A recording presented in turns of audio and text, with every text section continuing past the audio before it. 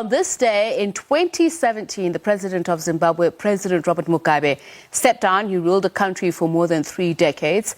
Emerson Mnangagwa became Mugabe's successor after returning from South Africa following a fallout with Robert Mugabe. Now, for more on what this day means and what developments have occurred since they were joined now by author and journalist Hopewell Chinono.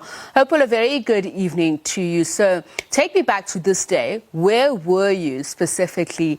Did the announcement come as a surprise?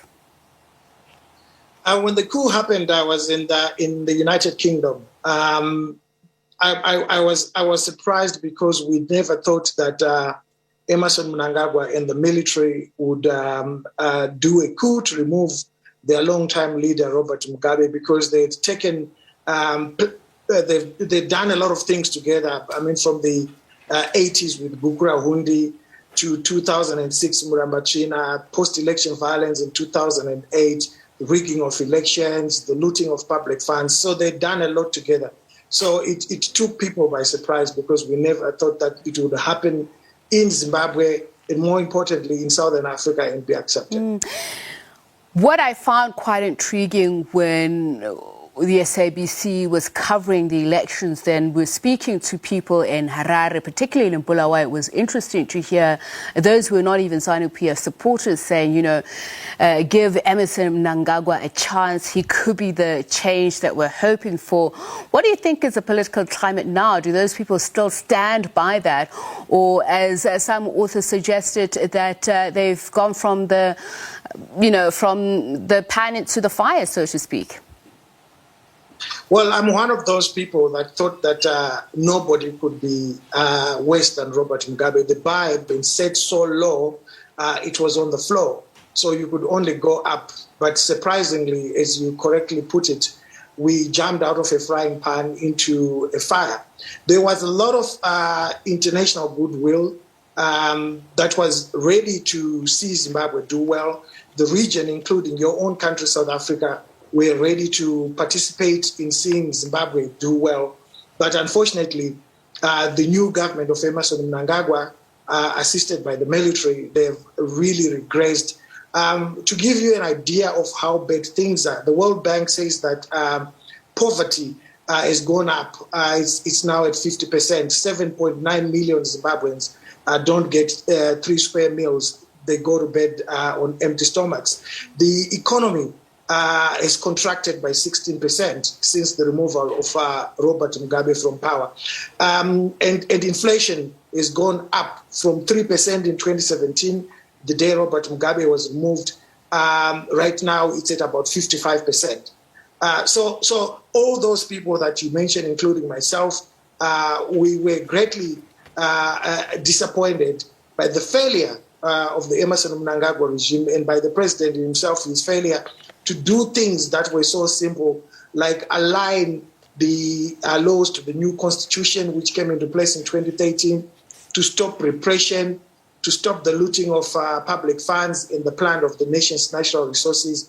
There has never been frenzied looting like we've seen post the Mugabe era. Billions of dollars are being stolen. Hopewell, what about the media climate? How is that for you and other journalists? Did it at any point change? Was there some amount of freedom? And I know the irony is me asking you this with regards to what you've experienced, but was there ever a time where there was hope for change? And how would you describe it now? Personally, I've suffered more as a journalist under Emerson Mnangagwa than under Robert Mugabe. Robert Mugabe's security services used to harass me, but I've never been subjected to bogus arrests and put in front of captured judiciary that will see evidence where there's none and thrown into prison. I've spent 85 days in prison after having been arrested 3 separate times, in July 2020, in July again in November, after I'd exposed that the president's niece had been sort of given a corrupt arrangement where she was going to get bail unopposed.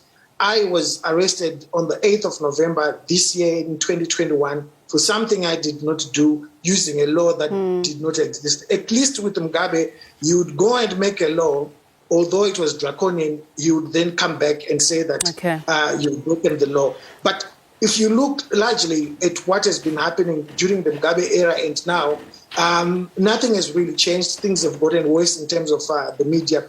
Journalists are routinely thrown into prison. Although under Mugabe, some terrible things happened as well. As you would know, that there was a journalist, Itai Zamara, who was abducted, never to be seen again. I need to ask this question. I hope we're running out of time, but I think it's a very important question to ask, particularly because you and I were speaking about it. The acrimony, the blowback that Zimbabweans who are in South Africa get. If you were to explain to the ordinary man on the street in South Africa about the quality of life of Zimbabweans, how is it post-Mugabe? Because there's some, just reading social media, some people keep saying, why don't you go back home to Zimbabwe? Mugabe is long gone. How do you explain that? Well, Mugabe was a spokesperson for a system. The system remains. In fact, the people that were driving the system from behind Robert Mugabe are now in charge. The brutality is now worse. But I do understand South Africans and their economic issues. It's a normal thing in any society. When an economy is contracting, people will start looking for scapegoats. And it's also correct that when you have a lot of illegal immigrants in your country, it puts pressure on the economic system itself. But for you to have an understanding of how things are in Zimbabwe, I have always given this example that 2,500 women die every year in Zimbabwe trying to give birth. The biggest hospital in Zimbabwe only has 2 maternity theaters. One is working. They were built by Ian Smith in 1977.